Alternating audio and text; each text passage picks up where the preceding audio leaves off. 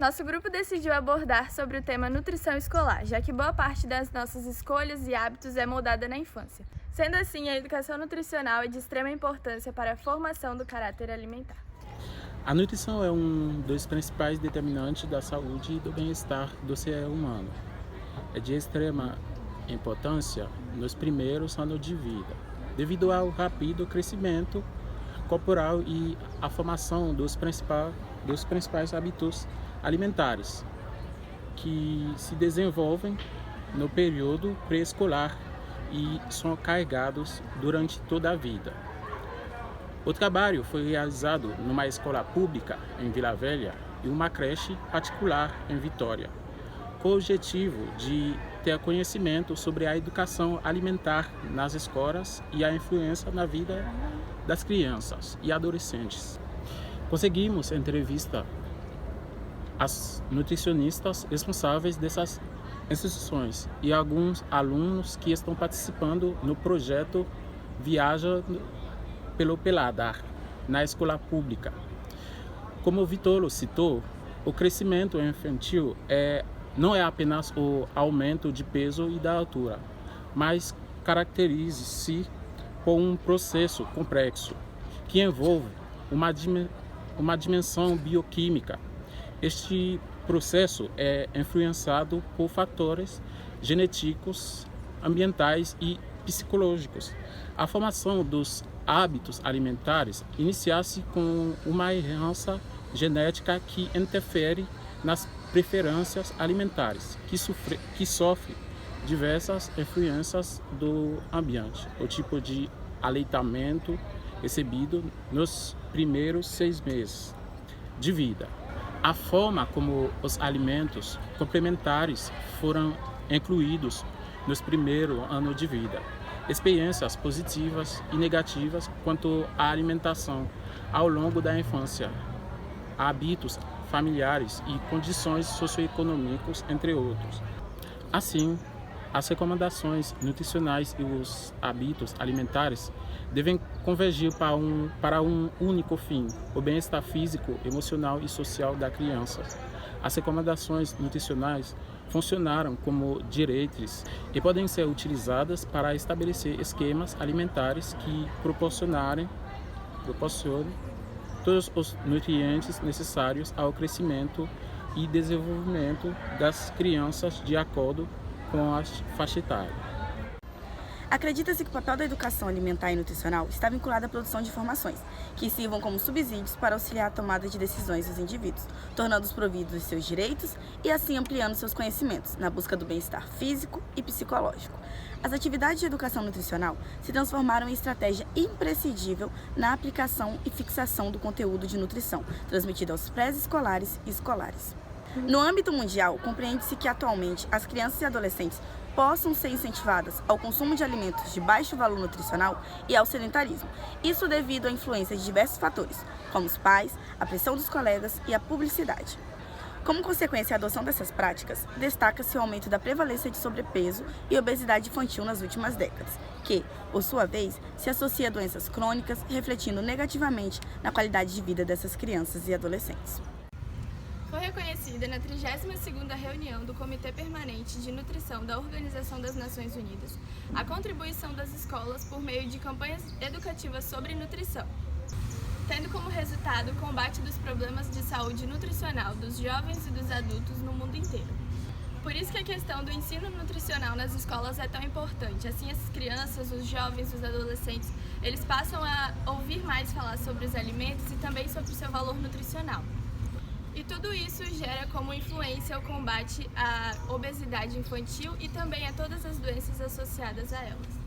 Para que o ensino nutricional seja inserido nas escolas, é necessário que ele siga algumas regras pedagógicas. Número 1. Diálogos. Assim, a criança visa compreender ações e não apenas passar informações. Número 2. Que seja significativa, ou seja, que faça sentido para o aluno. 3. Ela também deve ser problematizadora, ou seja, levando reflexões para o aluno sobre as questões nutricionais, fazendo com que ele seja crítico. Ele também deve ser integrante, ou seja, fazendo essa integração entre as matérias básicas do currículo. Por fim, ele também deve ser lúdico e prezar pela construção de cidadania da criança. É necessário saber que a implementação dessa disciplina no currículo não é tão fácil, afinal, a gente precisa entender o que é hábitos saudáveis para a criança. A gente não pode simplesmente chegar e implementar algo dizendo isso é saudável e isso não.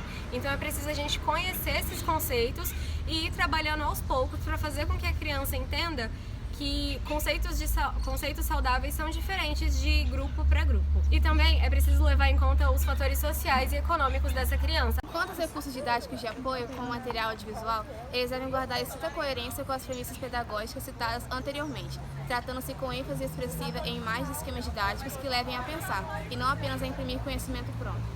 O treinamento dos professores é uma condição pré-estabelecida, que tem como objetivo sensibilizá-los para engajamento no projeto, processo que será mediado pelo profissional da saúde como agente institucional e motivacional. Partindo de uma proposta descentralizada, esse trabalho implica na redistribuição de poder, amplificação da eficiência de gestão, com ênfase na diversidade cultural. Hoje viemos até a escola Cisolina Assis Andrade para entrevistar alguns alunos, escola localizada em Vila Velha, Espírito Santo.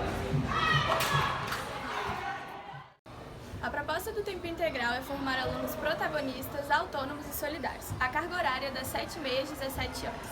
O programa nasceu para ser uma escola de educação integral com experiências amplas e profundas.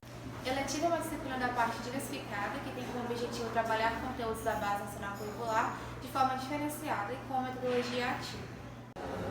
A eletiva cujo tema é Viajando pelo Paladar foi elaborada pelas professoras de Ciência Michele e Português Caetiane. E a eletiva conta com os alunos do 6º ao 9º ano do Ensino Fundamental 2.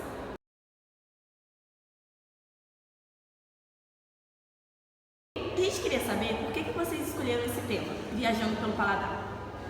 Então, aí a gente pensou muito e a gente achou que seria uma boa oportunidade de conciliar, né, os estudos de língua portuguesa, aprimorar a escrita, a leitura, através das pesquisas, né, que faz parte da eletiva, e também juntar com o conteúdo de ciências, onde os alunos aprendem sobre a nutrição, sobre os alimentos, a composição dos alimentos. De uma forma bem diferenciada mesmo e usando metodologias ativas para que o aluno, né, possa entender melhor o conteúdo da base. E quais são os recursos didáticos necessários para a realização desse tema? A gente conta com apresentações em slides, o quadro, né, internet e Chromebook, que é onde os alunos fazem as pesquisas, e no final das pesquisas, cada grupo eles apresentam, né, então tem cartazes, tem toda uma apresentação e acaba também eles culminando no prato típico daquela região. E a eletiva também, cada escola, cada eletiva ganha um valor, né, uma verba, que a gente pode estar desenvolvendo esse trabalho, comprando os alimentos, tudo dentro desse orçamento da escola. O que vocês acham que teve de avanço desde o início do projeto do ano até agora? Nós acreditamos, né, que os meninos aprenderam a dividir mais, a se socializar, a trabalhar em grupo, porque a pesquisa que eles fazem, tudo grupos. Então, a gente percebeu que na parceria deles, eles aprendem mais o conteúdo. Porque não é só o conteúdo da base, né? Além das disciplinas, eles aprenderam a socializar mais, aprenderam a ter limites, a dividir, compartilhar, tanto as experiências quanto os próprios alimentos mesmo. A gente trabalha muito a questão da afetividade, né? O tempo integral busca esse desenvolvimento e também a parte do protagonismo, desenvolver alunos protagonistas. Então, eles buscam um trabalho bastante essa parte também. Que toda parte fica com eles pesquisam, eles elaboram, eles escolhem os pratos típicos, montam, tudo fica com eles. E por fim, qual foi a proposta da eletiva de hoje? Hoje o grupo falou um pouquinho sobre São Paulo, sobre o estado de São Paulo, né? Os meninos vão explicar melhor. Eles fizeram uma pesquisa do estado, chegaram no prato típico que hoje a gente veio apresentar e teve também uma aula mais aprofundada da professora Michele sobre o carboidrato. Não só os carboidratos, eu tentei associar todos os nutrientes presentes nos alimentos. Aí eu aprofundei mais depois no carboidrato por causa da pesquisa deles de hoje.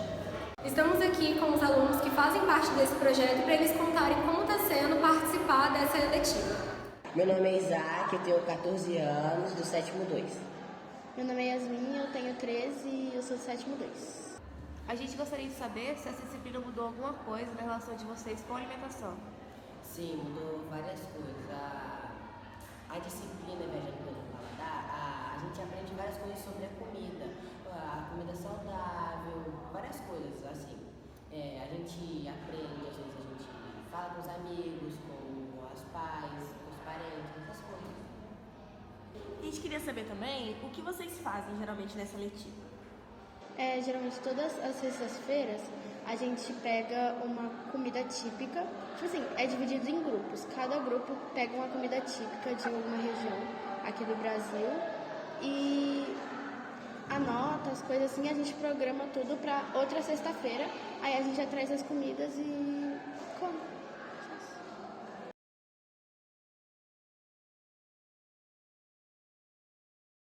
Hoje estamos aqui com a nutricionista Josiane, especialista em alimentação escolar, para falarmos um pouco mais sobre a alimentação das crianças nesse espaço tão importante para o desenvolvimento delas.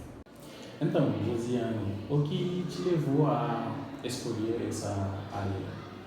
A área em si, a área de merenda escolar, eu acho que é uma área muito importante, né? Que é na infância que a gente começa a formação de hábitos alimentares, né? Então eu acho que é importante começar por aí. Aí como a gente atende escolas que tem fundamental, a gente faz trabalho de educação nutricional, então eu acho que foi isso que me levou a escolher essa área também. Além de trabalhar com a área que eu gosto, que é o UAN também. Aí eu consegui juntar as duas coisas, tanto a educação nutricional como o UAN. Ah, que legal. Então, o que faz um nutricionista que trabalha nas escolas? Então, a gente faz a parte de UAN, controle de qualidade na produção e pré-preparo dos alimentos, controle de estoque, pedidos de mercadoria. A gente faz a gestão também do pessoal das merendeiras, no caso, a gente faz essa gestão, contratação, treinamentos com a equipe e além de fazer também educação nutricional com os alunos, né? A gente faz palestras com eles, né? Vem ali tentando inserir pouco a pouco essa visão de uma alimentação saudável, que muitas às vezes não tem isso em casa, os pais não conseguem passar isso para eles porque talvez não tiveram no passado, né? Então a gente faz essa parte também. Então, Josiane, qual é a importância de um nutricionista nas escolas? Então, nós, como profissionais da saúde, temos que inserir na população, de alguma forma, os conhecimentos que nós recebemos na faculdade, também com o tempo de experiência que a gente tem. E a forma mais fácil de inserir isso é quando é criança, né, nos primeiros anos. Muitos alunos que a gente trabalha não tem essa educação nutricional em casa, os pais não conseguem passar para eles qual a importância mesmo da combinação de alguns alimentos integrais, saudáveis, evitar refrigerantes, essas coisas, né? Muitos dos pais não conseguem. Então a gente tenta fazer isso na escola para que seja uma forma mais fácil para eles. E também é importante para eles estarem alimentados, nutridos, para a questão do aprendizado em si. Às vezes a gente não tem muito visão sobre isso. Por exemplo, eu já fui nutricionista de rota de interior. Aqui na Grande Vitória, foge um pouco a nossa realidade, que a gente não consegue enxergar isso. Mas eu já fui em escolas que os alunos só recebiam aquela alimentação da escola. Eu já fui em escolas no interior que os alunos, eles não faltam à escola, porque se eles faltarem à escola, eles não têm o que comer e têm que trabalhar na roça. Então eles preferem estudar do que trabalhar na roça. Tem essas questões também sociais. E já fui em escolas que a escola não era estruturada, não tinha quadra, enfim. Então vai além da questão também nutricional, vai com a questão também para a gente educá-los também para a vida, para eles terem toda essa questão também de alimentação.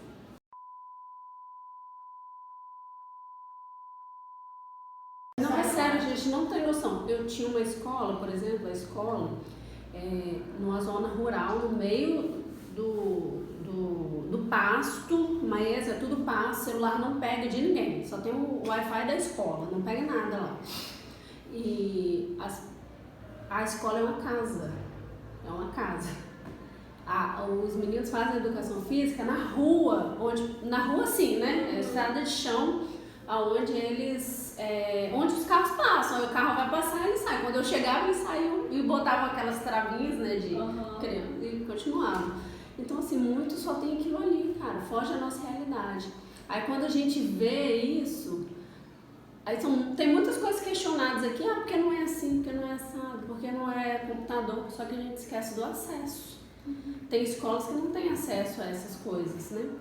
Igual a matrícula, eu tenho uma prima que estuda aqui, aí um monte de gente questionando, a matrícula tinha que ser online pra quem? Porque aqui a gente tem acesso lá, eles não tem nem na internet, entende? Então são muitas coisas que vão além, mas é bom que é a experiência.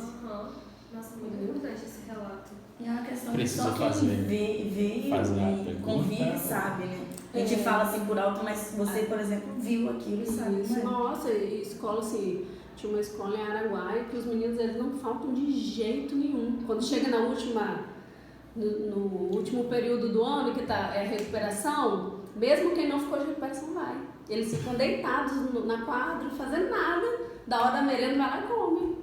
Nossa, é verdade. Tem alguns que não tem o que comer em casa mesmo.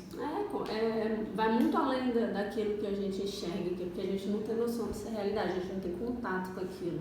É verdade, às vezes a gente está tão dentro do nosso mundinho que a gente não enxerga. Eu mesmo não tinha esse contato, fui ter agora, não tinha isso. E fora o contato que a gente tem com merendeiras, que são pessoas de nível cultural, totalmente diferente, então a gente lida com elas, é outra realidade, muitos são de periferia, que às vezes não tem nem saneamento básico, enfim, é muito legal essa vivência, é muito legal. Quem tiver a oportunidade um dia, tem, que é bom. Com certeza. Nesse momento, é retratado como a insegurança alimentar afetar as crianças de baixa renda em nosso país.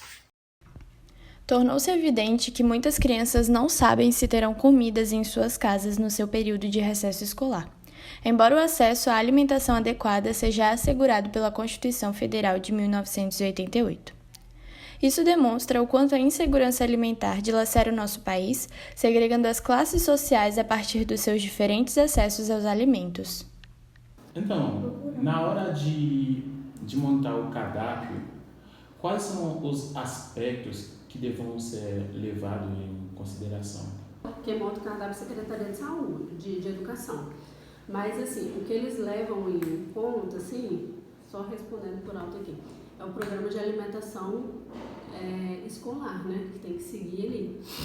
Aí tem que seguir a quantidade calórica, proteica, tem que seguir as incidências, eles levam em conta isso. Mas não sou eu que monto o cardápio. O cardápio vem deles, eu só faço mesmo a questão de pedido, controle de qualidade das coisas que chegam, parte da UAN, está tudo certinho.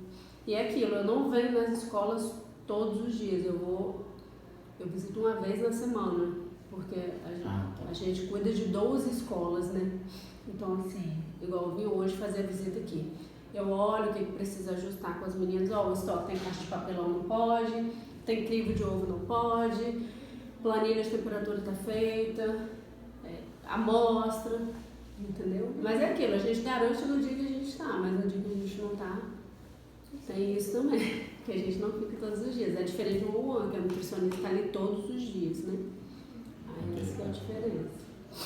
São 12 escolas, eu visito 3 escolas por dia, na verdade, né? Aí eu visito 3 escolas por dia e faço esse controle nas 3. Aí assim, tem coisas que eu não consigo lidar muito com elas, né? Mas assim, o que a gente consegue fazer, a gente vai fazendo e vai implantando nelas, dando treinamento, explicando a importância. Muitos têm resistência com algumas coisas. Mas em casa eu faço assim, mas aqui na cozinha de casa, a gente lida diretamente com a saúde de outras pessoas, né? E a gente vai lidando assim, mas são 3 escolas por dia que a gente visita.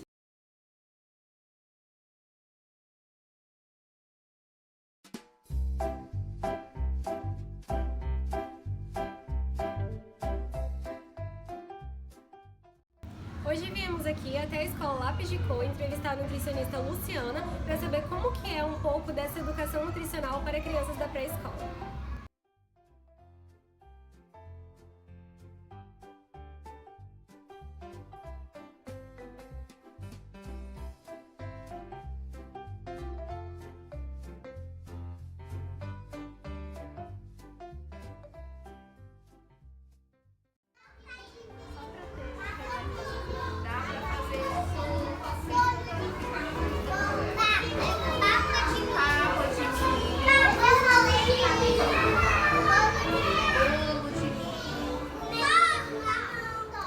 Nesse momento, é retratado a metodologia ativa de aprendizado que a nutricionista Luciana aplica com as crianças, que tem como objetivo fazê-las conhecerem sobre os alimentos e, dessa forma, despertar o interesse delas sobre os itens que são produzidos a partir deles.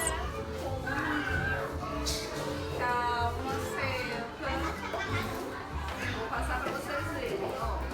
Eu trouxe uma coisa pra gente, vamos ouvir agora. Eu trouxe uma coisa pra gente comer. Vocês vão provar que é de milho. Bolo de milho. Será que é bolo de milho? Eu acho que é bolo de milho. Eu acho que é bolo de um pedacinho.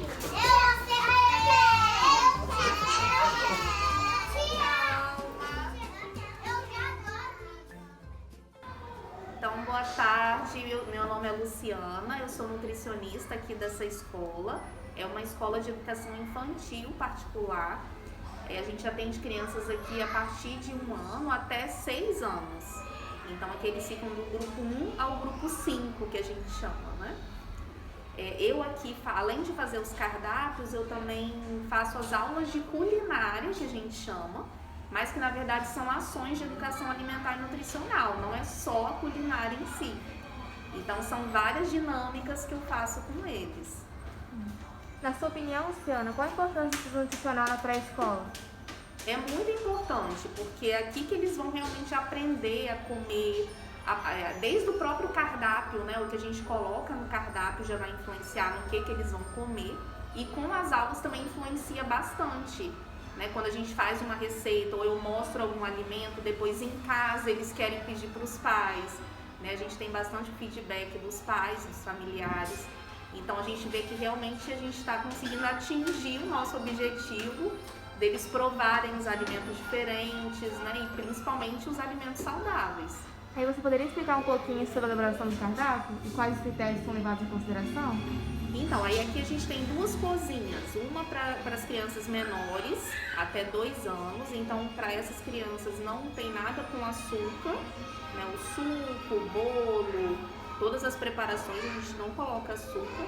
Por exemplo, o bolo poderia colocar, alguns que a gente faz que usa para adoçar um pouquinho, é colocar uva passa, ou colocar banana, né? A própria banana também ajuda. Mas aí tem essas estratégias para não ter nada de açúcar para essas crianças menores. Para a cozinha das crianças maiores, a gente até usa o açúcar, no suco não, mas em bolo às vezes usa em algum, ou suco de maracujá também usa, mas é bem menos, né? A gente vai colocando aos poucos também.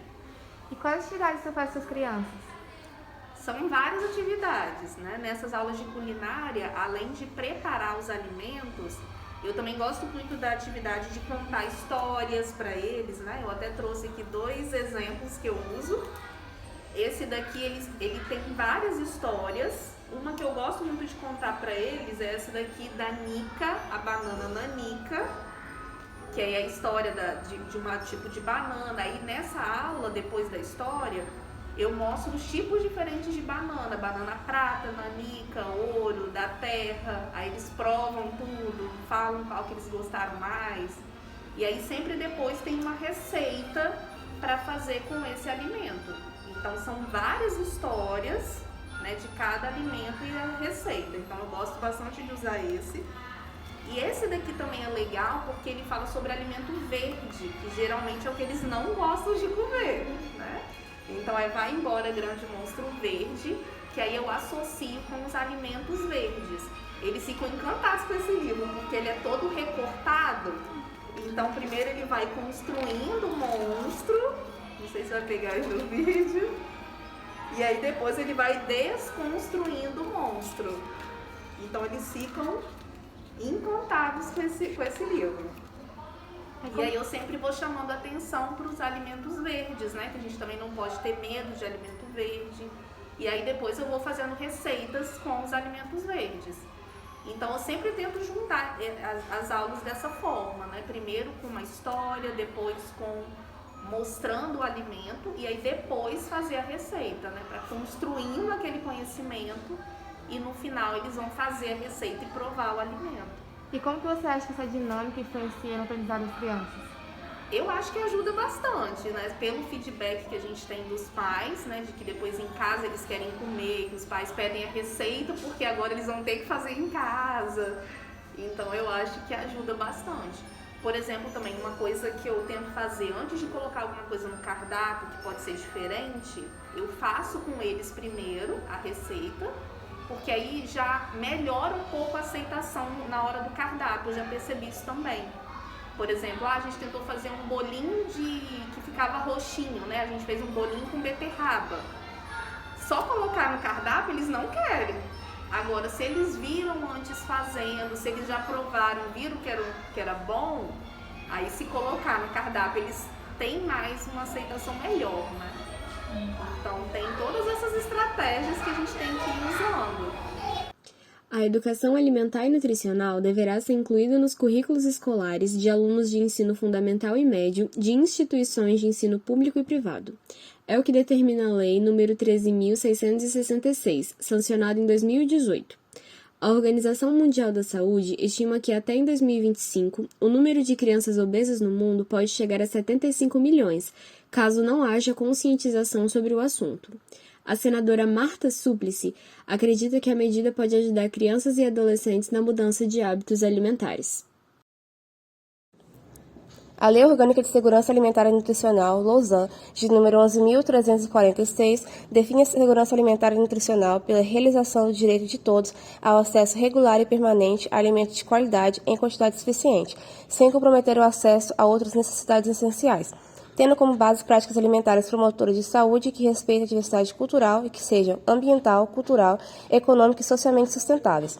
Dessa forma, de acordo com o contexto dos interesses que fizemos, torna-se necessário que sejam implantadas políticas públicas nas escolas que garantam o acesso a uma alimentação saudável e adequada, com o intuito de assegurar os direitos previstos pela Lousan.